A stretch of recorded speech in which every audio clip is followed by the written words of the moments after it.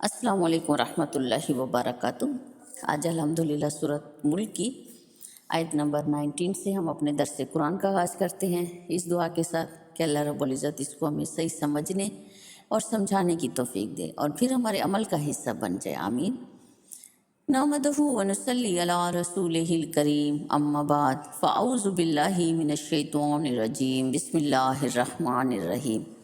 Rabbi इश्रह ली सदरी व यस्सिर ली अमरी वहलुल उक़दतम मिन लिसानी यफ़क़हू क़ौली। रब्बी ज़िदनी इल्मा, रब्बी यस्सिर वला तुअस्सिर व तम्मिम बिल खैर व बिका नस्तईन, आमीन अल्लाहुम्मा आमीन।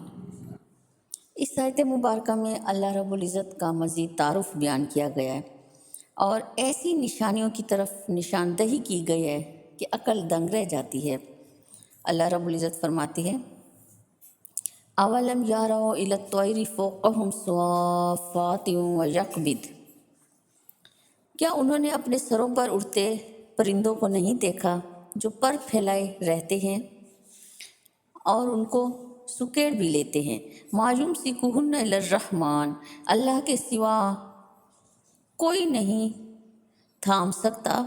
इन्नहु बिकुल्लि शैइन बसीर, बेशक वो हर चीज़ को देख रहा है। इस आयत मुबारका में परिंदों की बात क्यों की गई? इसलिए कि परिंदे इंसान को डिसिप्लिन सिखाते हैं अगर इंसान समझना चाहे। परिंदे डिसिप्लिन में उड़ते हैं, कभी अपने पर फैलाकर तो कभी समेट कर खड़े होते हैं। ये अल्लाह की कुदरत है। अगर इंसान गौर करे तो इसे इस आयत में अल्लाह की रबूबियत और उसकी हिकमत का यकीन हो जाता है। इमाम कुर्तबी और इब्ने कसीर दोनों के नज़दीक इस आयत मुबारका में इंसान को गौर व फिक्र की दावत दी गई है। अगर गौर करें तो ये वज़नी जिस्म है। आम कायदे की रूह से वज़नी जिस्म जब ऊपर छोड़ा जाए तो उसे ज़मीन पर गिर जाना चाहिए।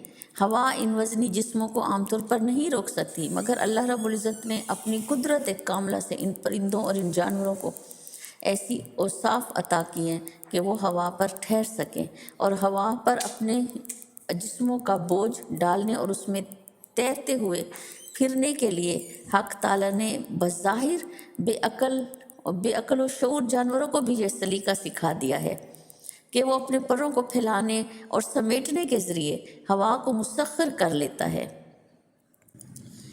परिंदों के परों को इस खसूसियत से बनाना और फिर उनको अपने परों के ज़रिए हवा पर कंट्रोल करने का सलीका सिखाना, ये अल्लाह रब्बुल इज़्ज़त की कुदरत कामला का मौजज़ा है। ये अल्लाह रब्बुल इज़्ज़त की कुदरत है जिसने परिंदों को उड़ना भी सिखाया और हवा पर कंट्रोल करना भी सिखाया। परिंदे पूरा समंदर क्रॉस कर लेते हैं, मौसम के मुताबिक वो अपनी जगह बदलते हैं, खुराक के लिए इधर उधर जाते हैं। कई परिंदे तो ऐसे हैं जो 23 घंटे मुसलसल उड़ भी सकते हैं। तो परिंदे की ये सलाहियत जब हम देखते हैं तो पता चलता है कि ये अल्लाह रब्बुल इज़्ज़त की शान है जिसने इनको बनाया और उड़ने का सलीका सिखाया। इसके साथ साथ परिंदों के अंदर यह भी सलाहियत होती है कि उनको खुद पता चलता है कि उनको किधर जाना है। अल्लाह फरमाता है कि ए इंसान, परिंदों से भी तू नहीं सीखता कि रब ही उनकी रहनुमाई कर रहा है, रब ही उनको बनाया है, उड़ना सिखाया है, जिसने उनका खूबसूरत सिस्टम बनाया है। क्या वो रब हमें नहीं देख रहा? अल्लाह तो हर एक को देख रहा है, हर एक अल्लाह की नज़र में है। अम्मन हाज़ल्लज़ी हुवा जुंदुल लकुम यंसुरुकुम मिन दूनिर रहमान। भला ऐसा कौन है जो तुम्हारी फ़ौज होकर अल्लाह के सिवा तुम्हारी मदद कर सके? इनिल काफिरून इल्ला फ़ी गुरूर। काफिर तो धोखे में हैं। इब्ने कसीर के नज़दीक अल्लाह के अज़ाब के सामने कोई फ़ौज, कोई ताकत, कोई हुकूमत इंसान को नहीं बचा सकती। कुफार अपने माल और लश्कर पर भरोसा करते हैं, मगर ये सब धोखा है। असल मददगार तो अल्लाह ही है। इंसान जब अल्लाह को छोड़कर दुनियावी सहारों पर भरोसा करता है तो वो धोखे में मुब्तला हो जाता है। इमाम कुर्तबी के नज़दीक गरूर से मुराद शैतान का धोखा है, दुनिया की झूठी ताकत है जिस पर काफिर भरोसा करता है तो वो तबाही और बर्बादी से उसको कोई नहीं बचा सकता।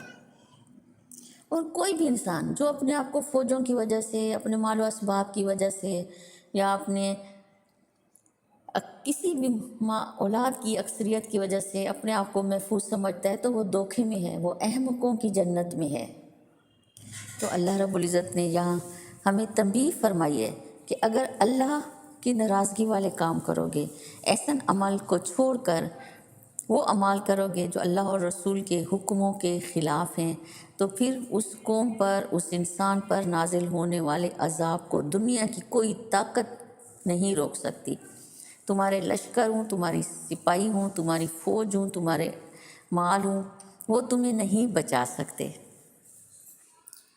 अगर इंसान अल्लाह की कुदरत की इतनी निशानियों को देखकर, परिंदों के इतने मजबूत सिस्टम को देखकर, ज़मीन और आसमान को देखकर, दिन और रात को बदलते हुए देखकर भी अपने आप को नहीं बदल रहा, तो उसका मसला क्या है?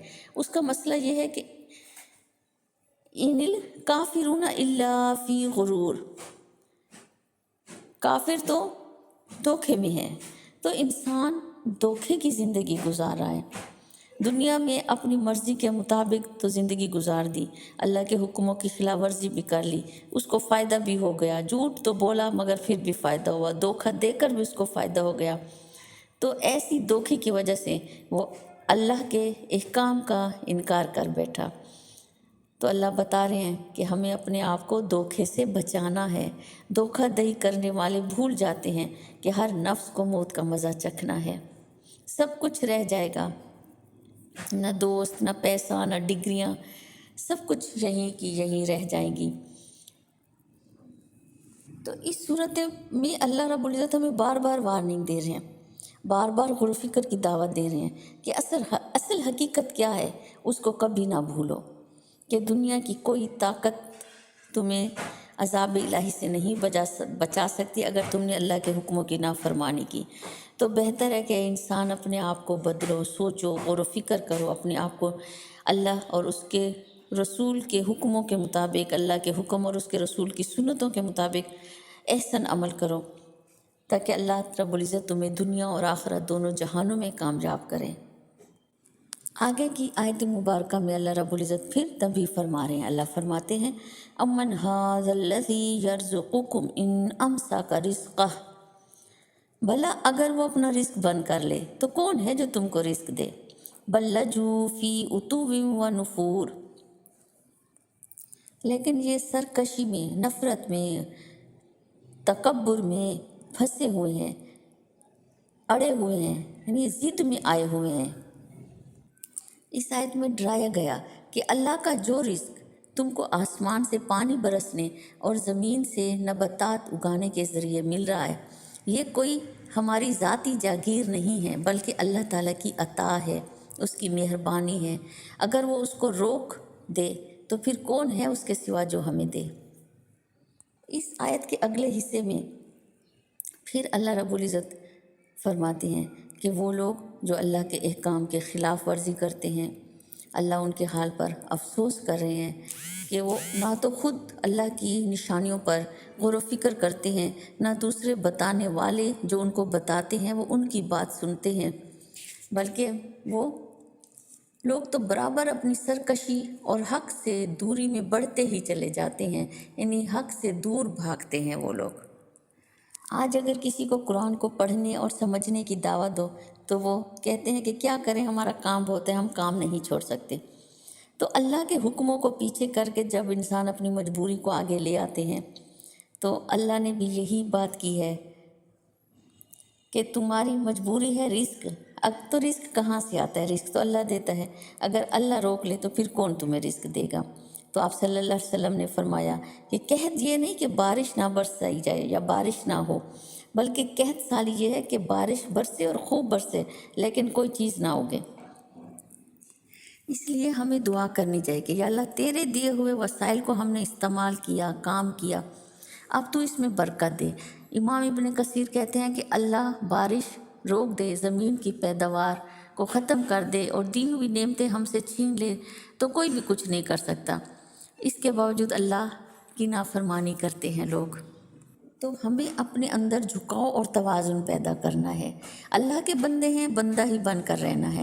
اگر کوئی غلطی ہو جائے تو اس کو تسلیم کرنا ہے، اللہ کے آگے جھک جانا ہے، باغی نہیں بننا، انکار نہیں کرنا، بلکہ استغفار کرنا ہے۔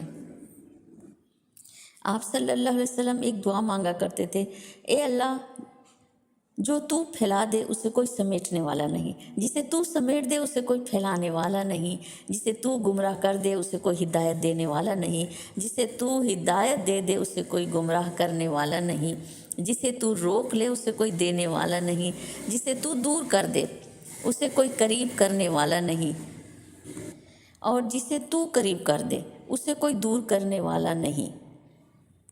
میں پناہ مانگتا ہوں اس چیز کے شر سے جو تو نے ہمیں دیا۔ یہ دعا ہمیں اعتماد سکھا رہی ہے کہ ہم نے احسن عمل کرنا ہے، کوشش کرنی ہے۔ اگر کوئی مشکل ہو جائے تو ہاتھ پاؤں نہیں چھوڑنا، بلکہ ہمیشہ اللہ سے دعا کرنی ہے۔ اور ان آیت مبارکہ سے ہم نے کیا سیکھا؟ یہی بات سامنے آئی ہے کہ اللہ کی قدرت ہر جگہ ہے، ہر جگہ ہمیں اللہ نظر آتا ہے، دن کو رات کو، زمین میں، آسمان پہ، پھلوں میں، پھولوں میں، ہر جگہ اللہ کی قدرت ظاہر ہے۔